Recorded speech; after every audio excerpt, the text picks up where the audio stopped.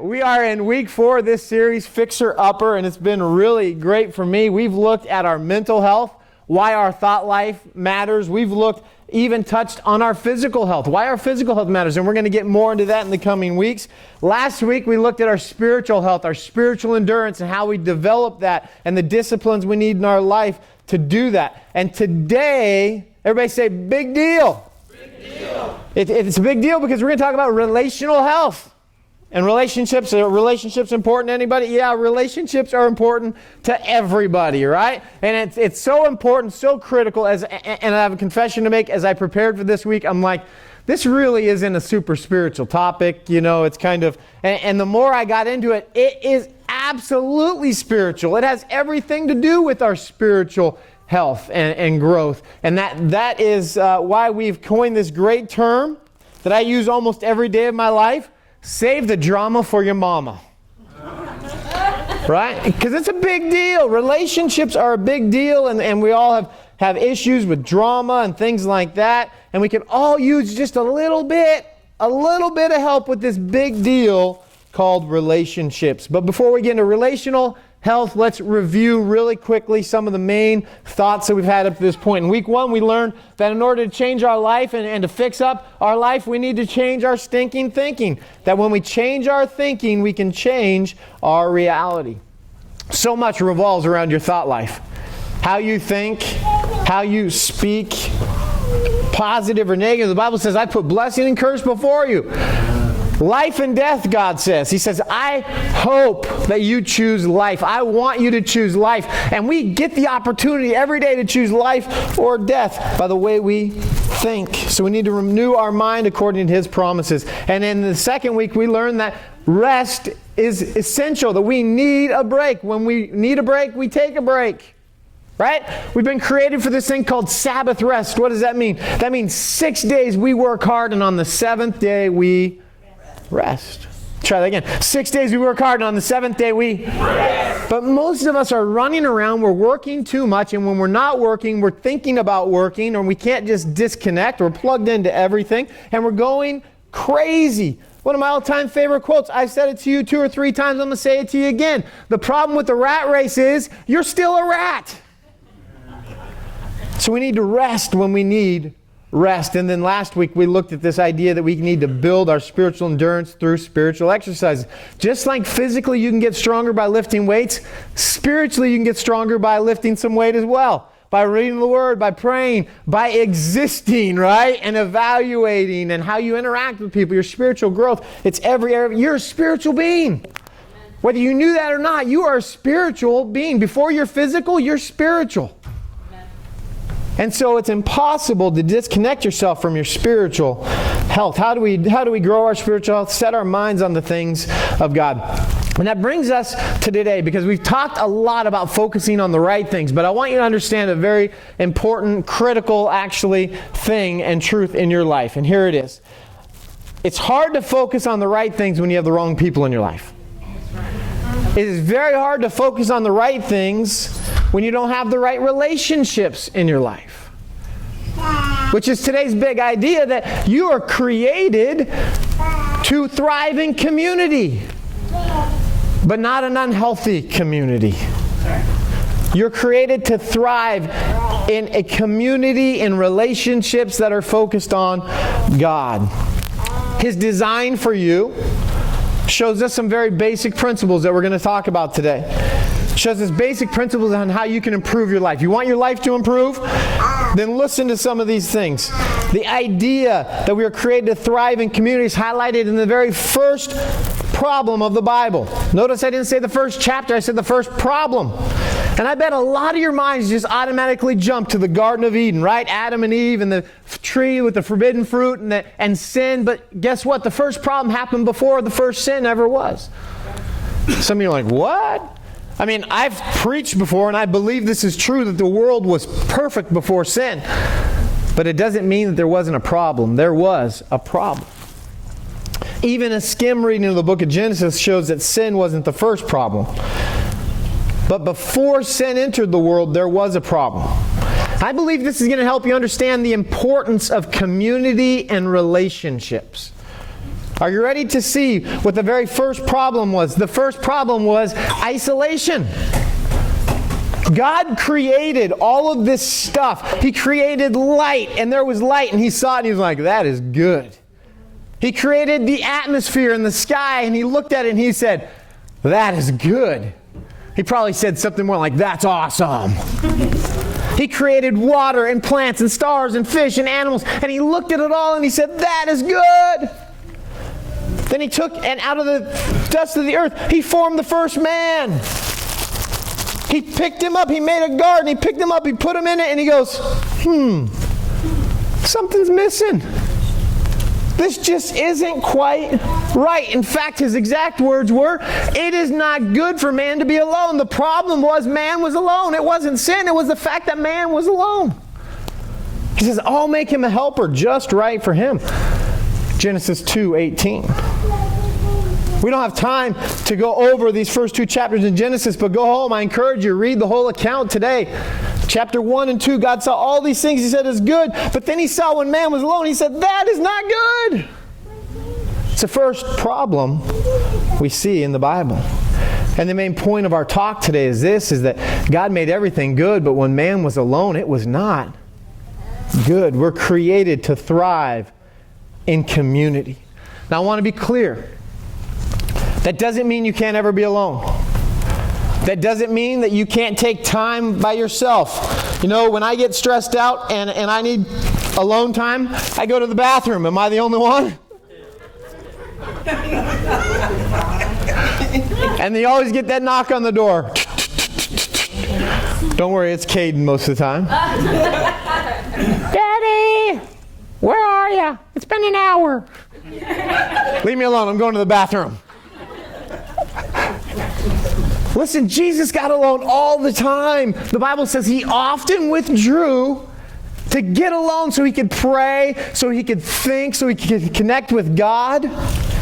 There's nothing wrong with getting alone. It helps you organize your thoughts. It helps you process the things that are going on. It helps you focus on the right things. But there's a major difference between solitude and isolation.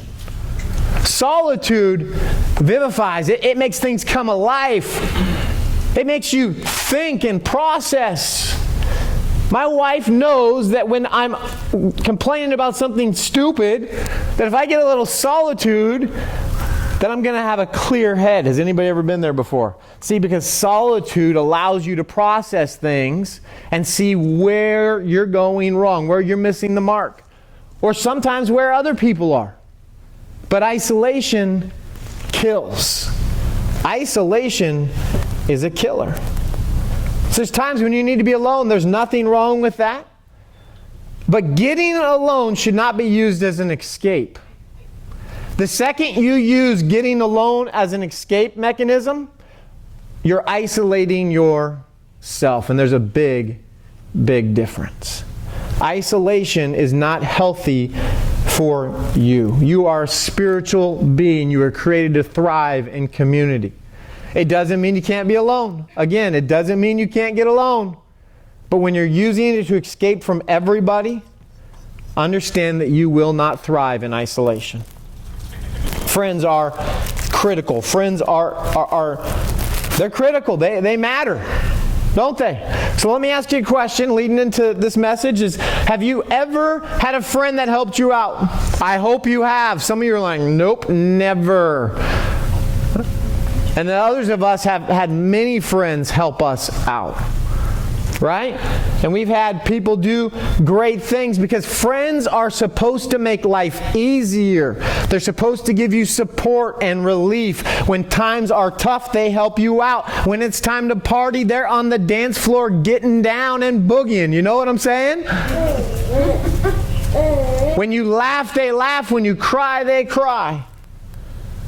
Friends should be a gift that make life more enjoyable. And if you have a friend that doesn't improve your life, you need to start asking yourself a question.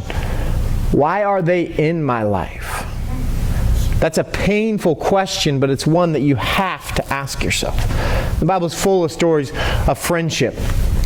Read the book of 1 Samuel and learn about David and Jonathan. David, the future king. Jonathan, the son of a king. And it says that the Lord brought them together and that they had love for one another, friendship that was deep. Then there's Elijah and Elisha in 2 Kings. Shadrach, Meshach, and Abednego in the book of Daniel. This is interesting. Shadrach, Meshach, and Abednego are the 3 Hebrew children that wouldn't bow down to King Nebuchadnezzar. They said, no, the Bible says you're not to bow down. The law says don't bow down. We're not bowing down. And they, all 3 together, got thrown into a fiery furnace. I want a friend that when the pressure's on, they don't cave and give in, but they go into the furnace with me. You understand? Shadrach, Meshach, and Abednego, all 3 of them had a choice to make. They could have said, oh, I don't know, he's on his own. How many ever had a friend that were like, nope, he's on his own on that, I'm bowing down, right? I want a friend like that. I don't want a fake friend. I don't want a friend that's like, oh yeah, I told you that, but psych, see you later, sucker. We've all had friends like that. That's not the kind of friend you want. That's not the kind of friend you need. And that's not the kind of friend that God has for your life. Friendship matters, and friends are a gift from God. So why? Why does our relational health matter? Where our relational health matter? What are some key thoughts about relationships? The first one is this, is that relationships are plural. I was singing a song before service. I shouldn't admit it, but it takes 2 to make things go right? Rob Bass, you remember that? It takes 2 to make things go right. Yeah, because relationships are plural. It really does take 2.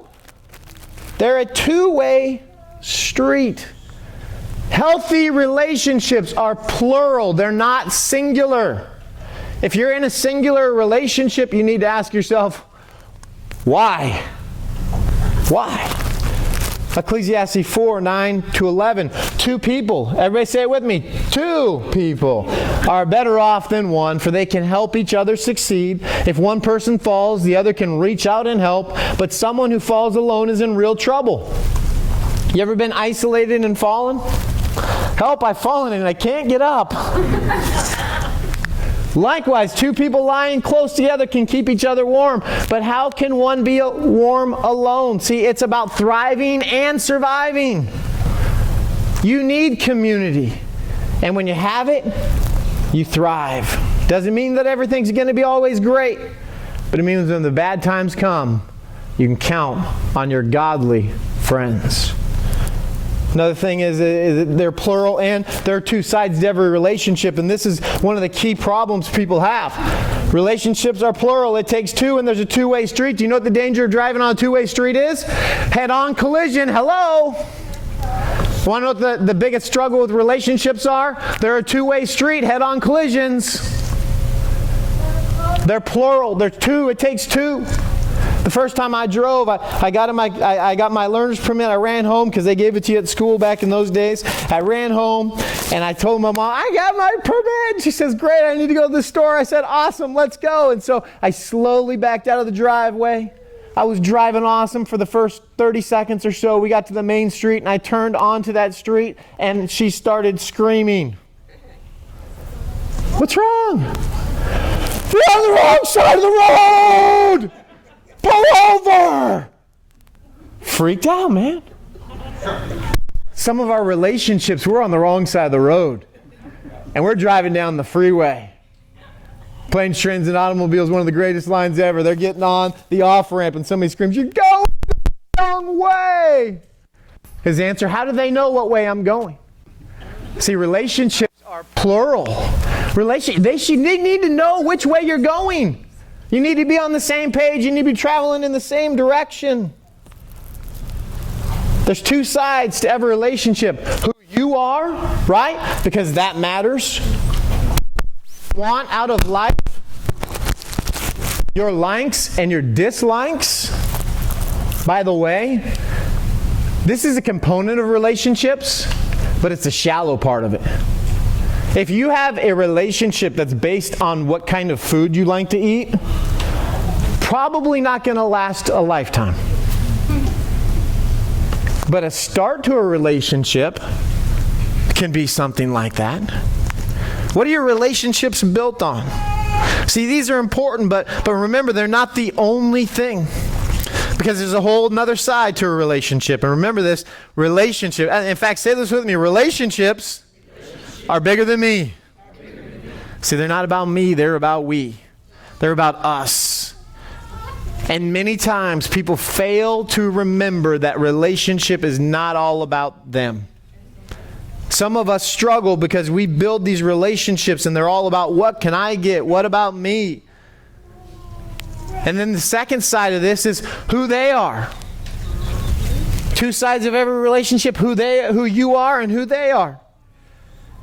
And this is what you have to take the consideration of the other person when you're thinking about things, right? In a relationship that's struggling, maybe you're here today and you're struggling, you need to listen to this part. Relationship is not only about you. There's times where I'm sitting there and I'm listening to a married couple talk and I'm just like, hello. I know what the problem is. This relationship's all about you to you and all about you to you, and there is no middle ground. Relationships are a two-way street and we have a head-on collision.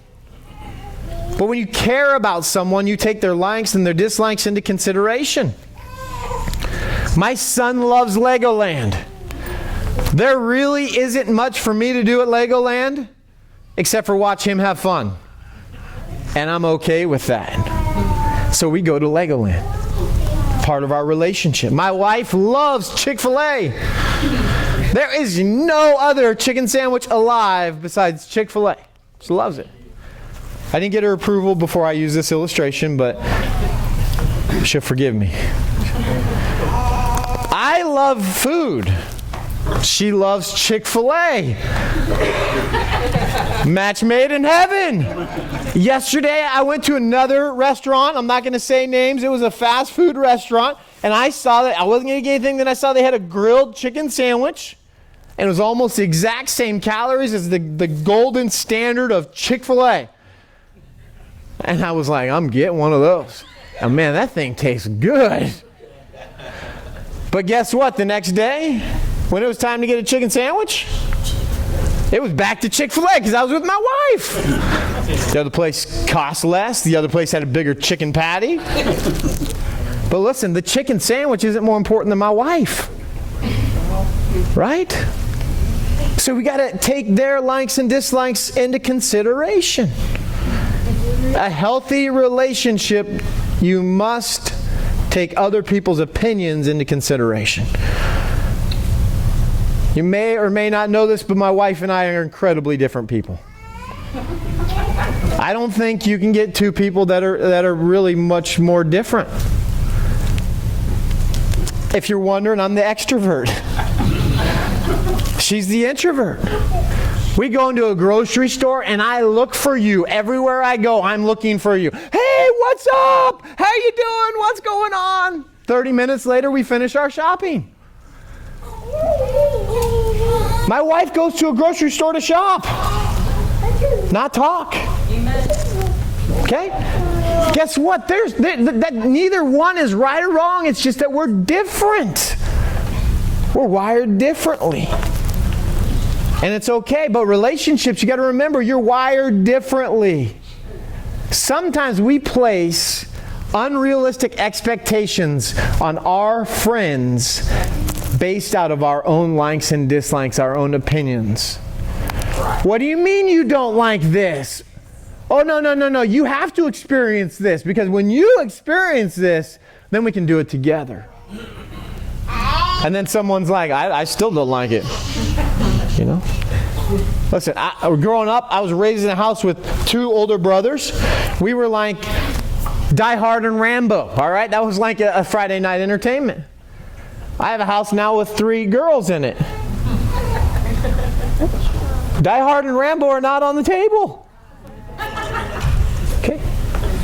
We got to take others' opinions and their likes and their dislikes. We got to take them for what they are, and if we care about someone, we'll operate within that boundary. We interact and experience community very differently because we are different people. And the truth is, everyone experiences community differently. So when I stand up here and I say, God created you to thrive in community, your definition of community and my definition of community are two totally different things. Some people have one really great friend, others have 1,000 good friends. When I tell my kids about my best friend, they say, which one? I'm like, what are you talking about? They're like, well, you have like 10 best friends. I'm like, oh, I have to clarify. For other people, they're like, you can have one best friend and one best friend only. That's not how I see it. I don't see it like that. I see it as, listen, you can have as many best friends as you want to have. It's you. And there isn't anything wrong with how many friends you have, how many great friends or good friends, acquaintances or whatnot. There's not anything wrong with either one. I mean, if you look at someone's cell phone and their social media accounts, you can see that they're totally different. Whenever I'm eating, I almost post it on social media. There has to be a baby born or something for my wife to do something. Or I mean, it's just two totally different people. Don't place your own expectations on other people, or you're going to experience a lot of heartache and a lot of grief in your relational issues. Which leads me to this, that many relationships, not relationships that are born in May, but many relationships fail because of a lack of clear expectations. Are we friends? Are we more than friends? Can I text you here? Can I call you there? Right? Are we exclusive friends? That's a big one. I had one friend that was very introverted, very, very intelligent. And he told me one time, I don't have a lot of friends. Which blew me away because this is someone that everybody wants to be friends with. And he said, but you, Ben, you're my best friend. And I remember that for a very long time. See, sometimes what you need to do is clarify your expectations of a relationship. Then the person responds either with, I feel the same way, or no thanks. See, the reason we don't clarify often is because we're afraid of rejection. But if we don't clarify, we can't be hurt because everyone, when they don't respond the way we do, because everyone has different relational expectations. There are times where you're going to have to clearly define what a relationship is and what your expectations of that relationship are. That's the only fair way to do it. But many times people have relationship issues because there were never, and there certainly are not clearly defined expectations. So everyone has different expectations, and that's okay because we're all different, right? Another critical thing to realize is there are rules to relationships. There are rules to relationships. Unwritten societal rules, right? Like you don't call the person back the day after you get their number. You wait. Unwritten rules. Operate according to the rules. And as you get clarity of the expectations, the rules can change a little, but engage with rules that have certain boundaries in place. You want to have healthy relationships, don't you? Maybe part of the reason why you don't have the relationships you want in your life is because you don't have any clear-cut boundaries. And I'm going to tell you this, and it's going to come across kind of humorous, and it is, but you don't want to be that person. Hello, it's the cable guy. Remember that? Knocking on the door. I know you're in there. Come out. I saw a video the other day. One of my friends posted, and it was this person sitting at a baseball game, and they're texting away, right? Send, send. They probably send 50 messages. And my friend's comment was, boyfriend wakes up from nap 3 hours later to find out she doesn't want anything to do with him. You know? Overbearing. Over the top. If your relationship hasn't even been established with certain expectations, don't go cable guy on anybody or cable gal. Respect the boundaries. And when they say something, listen to them. When they say, I go to bed early. Don't call them at 1 a.m. When they say they wake up, or they stay up late, don't call them at 6 a.m. Listen. Listen to what they say to you. And allow the relationship to flourish and grow. And then you can call them whenever you want. You can bug them all you want. Once you established the grounds and the expectations and the definition of what the relationship is. But relationships matter. And we all need the right people in our life. Who you spend time with matters.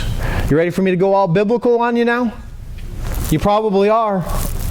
Who you hang out with matters. It has an impact on who you are, what you're thinking, how you're feeling, and what you're doing. Hang out with the wrong people and you feel off. You think wrong and you do things that you're not supposed to do. Proverbs 13:20. One of the most powerful verses in the entire Bible says this: walk with the wise and become wise. Associate with fools and get in trouble. Can I get a witness? Hang out with people who love God, who make right choices. And your life is going to reflect someone that's wise. This morning, I quoted this verse to Caden, and he goes, well, I can still hang out with him. And he named one of his friends' names, and I said, yeah, you can hang out with them. They love Jesus. They're trying. He goes, well, what about me? Am I wise? I said, that's a good question. Just kidding, Caden. Yes, you're wise. You're wise. What's wise? Wise is when you build your life on the Word of God. If you show me who you're hanging out with, I can show you your future. Walk with the wise and become wise. And everybody wants to be wise. So if you find yourself in a situation in life where you don't think wisdom has been one of your key qualities, take a look at the people that you hang out with and associate with. And then there's some other scriptures remind us that friendship matters. Galatians 6:2-3. Share each other's burden in the same way. Obey the law of Christ. If you think you are too important to help someone, you're only fooling yourself. You are not that important. You're just not that important. God created you to do good works. He planned in advance for you to do. Has a friend ever helped you out? Of course they have. Have you ever helped a friend out? I hope you have. If you want a friend, you got to be a friend. Remember, relational health is a two-way street. You don't believe for a second that you can have friends without being a friend. Proverbs 12:26. The godly give good advice to their friends. The wicked lead them astray. Some of us are like, I got too many wicked friends in my life. Yeah, we probably do. The godly, what kind of advice do they give? They give good advice. So relationships matter. We all need the right people in our life. After all, the wrong people cost too much. That's right. 1 Corinthians chapter 15, verses 33-34. Don't be fooled by those who say such things, for bad company corrupts good character. Oh, I can handle it. I'm all right. I don't struggle with that anymore. I'm ministering to them. At 2 a.m.? At the bar? Really? He says, listen, don't be fooled by those who say such things, for bad company corrupts good character. I can hang out with them. I'm not tempted by that. Oh, really? Pride before the... Hang out with fools, get in trouble. Walk with the wise, become wise. Bad company corrupts good character. He says, think carefully about what is right and stop sinning. For to your shame I say that some of you don't know God at all. So Benny, are you saying I can't have friends that aren't Christian? That's not what I'm saying at all. Check this verse out. I meant that you are not to associate with anyone who claims to be a believer. Oh yeah, I love God. You know, it's written in the good book. They claim to be a believer, yet indulges in sexual sins, or is greedy, or worships idols, or is abusive, or is a drunkard, or cheats people. Don't even eat with such people. He's not saying don't hang out with people who don't know the Lord. He's saying don't hang out with people who do know what the Word says, who do know what they're supposed to do, that do know the relational expectations that God has on His children, which is given to us right here. Do not indulge in sexual sins. Don't be greedy. Don't worship idols. And don't be abusive or a drunkard. You don't cheat people. That's God's expectation on His children. Don't even hang out with people who do those things. Oh, I love God, but I'm free from the law, so I can do these. No, you're not.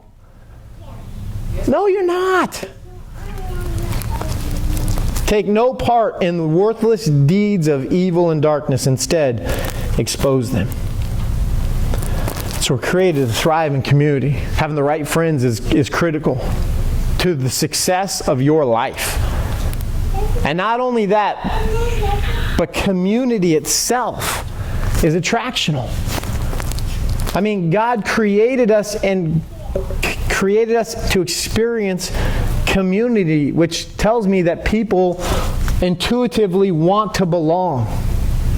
Inside there is a longing to belong to community. And people need to belong. People need to belong. You need to belong. You need a good Bible-believing, faith-based community. And Crossroads is a great community. You know, sometimes life can be tough. There's a story in the Bible in the book of Exodus that we're going to end on. And the story is about what I believe the greatest leader of all time, Moses, and something that he encounters. Moses surrounded himself with good people. And it shows in Exodus chapter 17, verse 10, he tells Joshua that they're going to go down and fight this army. It says, so Joshua did what Moses had commanded and fought the army of Amalek. Meanwhile, Moses, Aaron, and Hur climbed to the top of a nearby hill.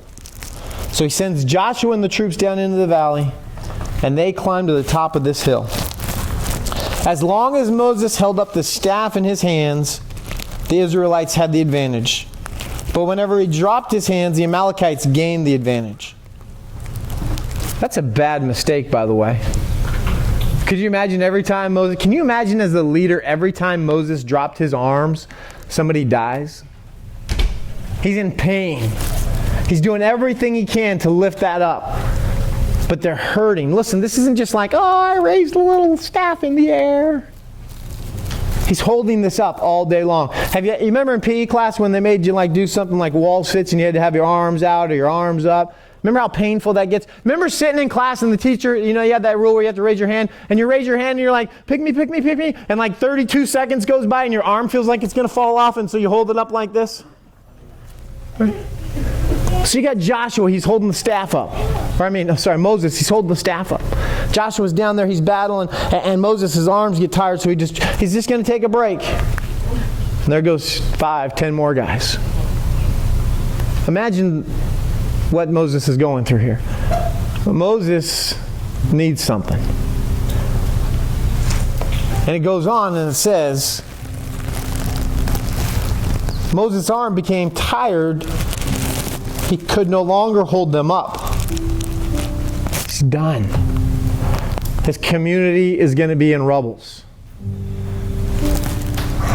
So Aaron and Hur found a stone for him to sit on. Then they stood on each side of Moses, holding up his hands. So his hands held steady until sunset. As a result, Joshua overwhelmed the army of the Amalekite in battle. If it wasn't for Moses' brother and his friend, the Israelites would have lost. Listen to me, there's going to come a time in your life where you're going to need friends. And if you isolate yourself when you need your hands raised, there will be nobody there to lift them up. But if you get plugged into community, if you show up, even when you don't feel like it, even when there's a good football game on,